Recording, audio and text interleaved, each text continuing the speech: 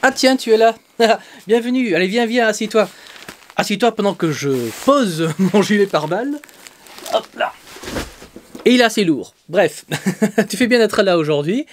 Et donc, à vous tous d'être là, merci. Donc, bienvenue dans ma seconde base autonome durable. Je suis Stéphane Vivaliste. Et pour celles et ceux qui sont nouveaux sur cette chaîne d'autonomie et de survie, n'oubliez pas de vous abonner et de laisser un pouce bleu. D'avance, je vous en remercie. Et croyez-moi, ça aide beaucoup. C'est comme un sourire, c'est gratuit, ça prend une seconde et ça fait plaisir.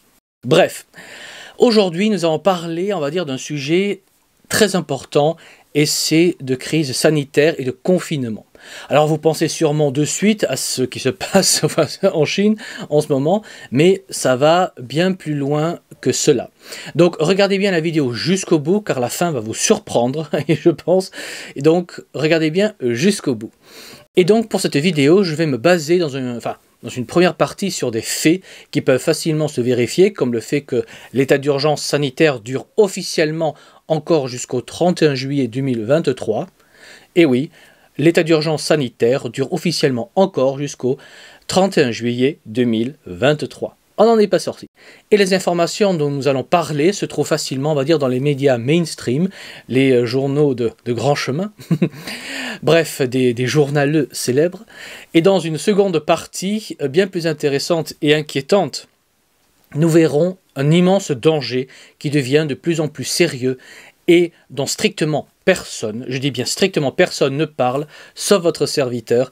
Et comme cette seconde partie sera plus une analyse, une réflexion, eh bien j'aurai besoin de votre avis, de votre opinion dans les commentaires pour faire avancer les choses et la réflexion. Bref, comme votre temps est précieux, on va de suite mettre, on va dire, les pieds dans le plat et commencer avec les données officielles dont on dispose. Alors au moment où je fais cette vidéo, le gouvernement chinois a lâché la pression sanitaire et il semblerait que ce pays connaît, on va dire, une explosion de cas de la maladie dont on n'a pas le droit de parler et que ce serait assez lourd. Leurs hôpitaux et services de santé seraient complètement débordés et nombre de morts tomberait, mais sur une population de 1,4 milliard de personnes, ce n'est statistiquement pas grand-chose. Ceci dit, en plus, selon un consensus scientifique en virologie, plus un virus a de génération, et moins il devient dangereux tout en se répandant plus facilement, ce qui se traduit par plus de cas et moins de morts. Ce qui est une bonne nouvelle. Mais ça fait déborder les services de santé, et ça, c'est moins drôle par contre. Surtout quand le service de santé de son pays est en ruine, comme chez nous. Mais bon, on sait aussi que simplement cette nouvelle vague va venir en France.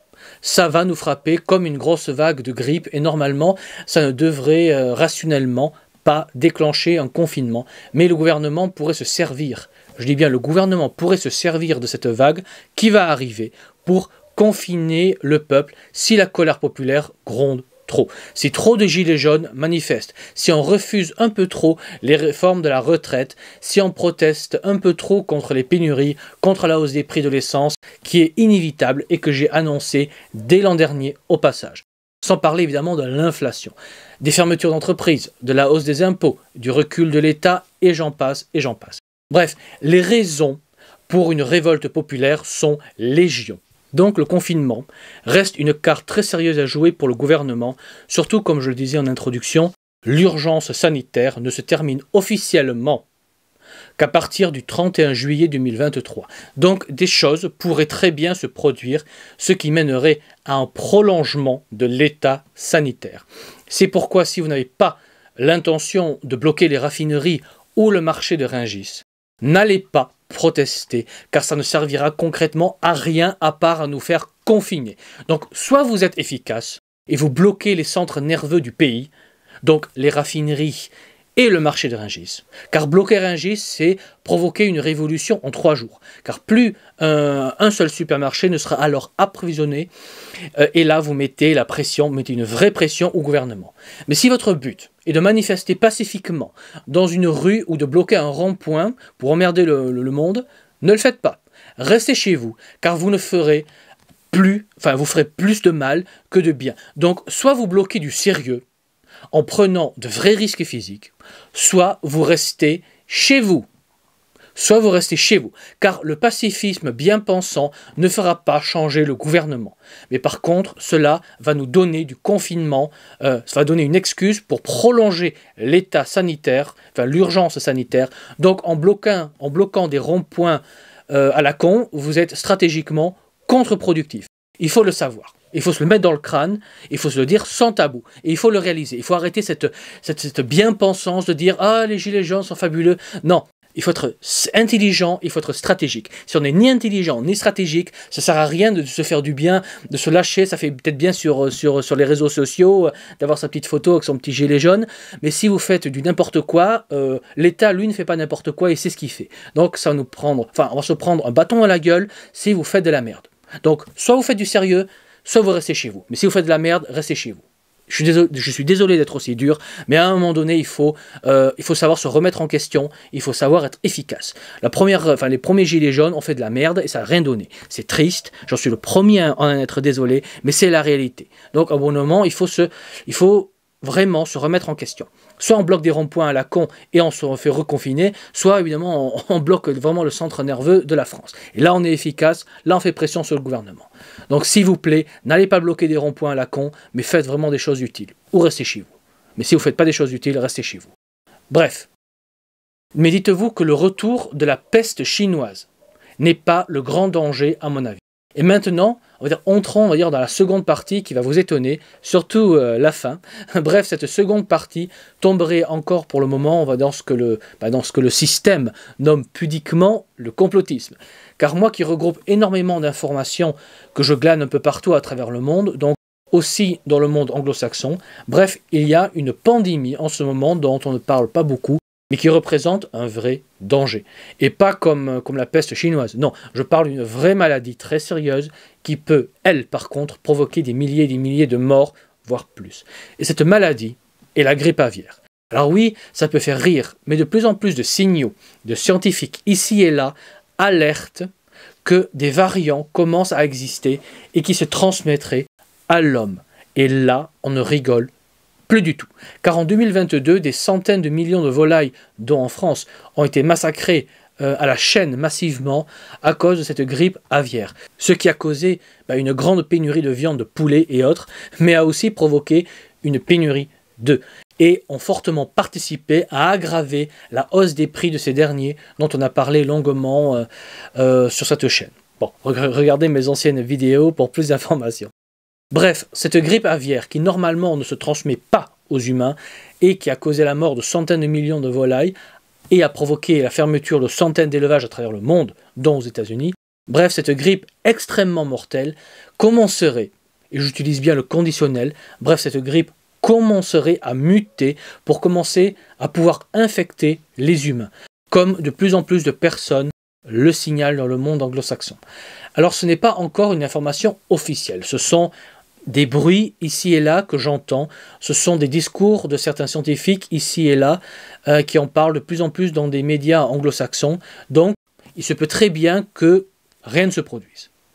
Mais d'une part, la peste chinoise a commencé comme cela, on va dire, et d'autre part, il existe par contre un vrai danger que ce virus mute pour pouvoir affecter et infecter les humains, et si cela se produit, là on aurait des confinements massifs et des millions de morts, rien qu'en Occident. Et en Afrique et en Asie, ce serait encore pire.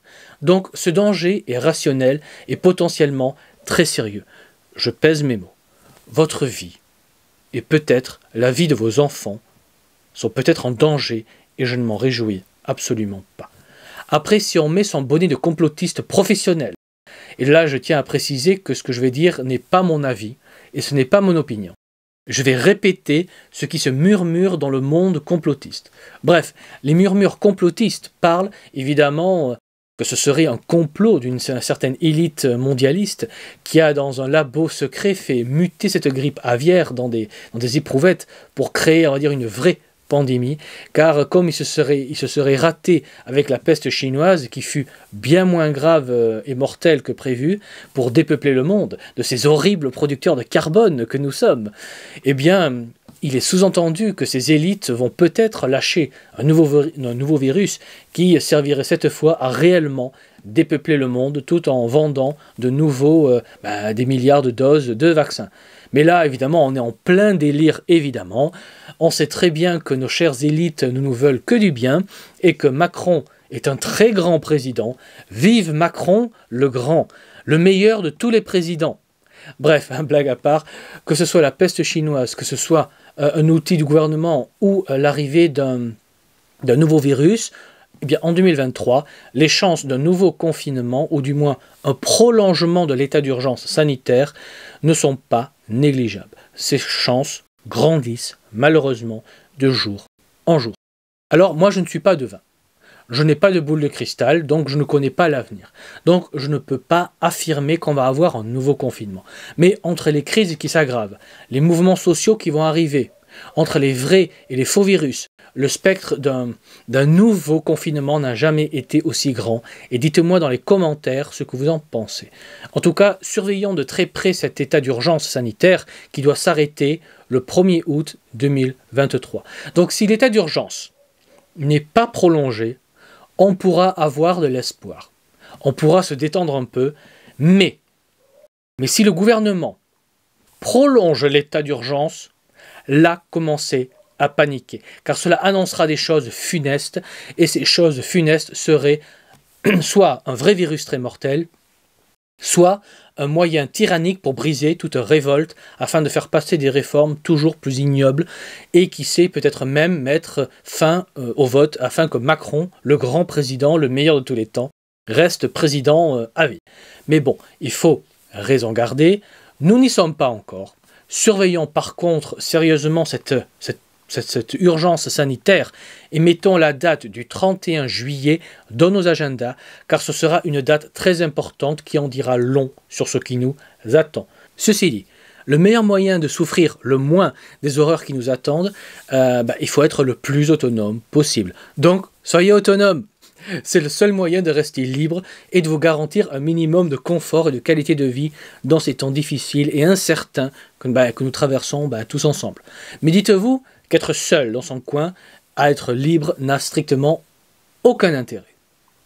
Cela fait de vous une cible. C'est pourquoi il faut aussi rejoindre un réseau qui est solide, un réseau solide qui se prépare au collapse. Et à ma connaissance, il n'y a qu'un seul réseau qui se prépare à ce niveau, et c'est mon réseau à travers le projet La Survie pour tous, autrement appelé Le Royaume. Et nous rejoindre se fait via ma page Patreon Stéphane Vivaliste. Le lien est sous la vidéo dans le descriptif. Voilà, donc n'oubliez pas le pouce en l'air, c'est gratuit et ça fait plaisir. Et il ne me reste plus qu'à vous dire comme toujours, n'oubliez pas qu'un homme averti en vaut deux, mais qu'un homme préparé en vaut 4. Donc préparez-vous, anticipez, et je vous dis à la prochaine fois. Allez, ciao!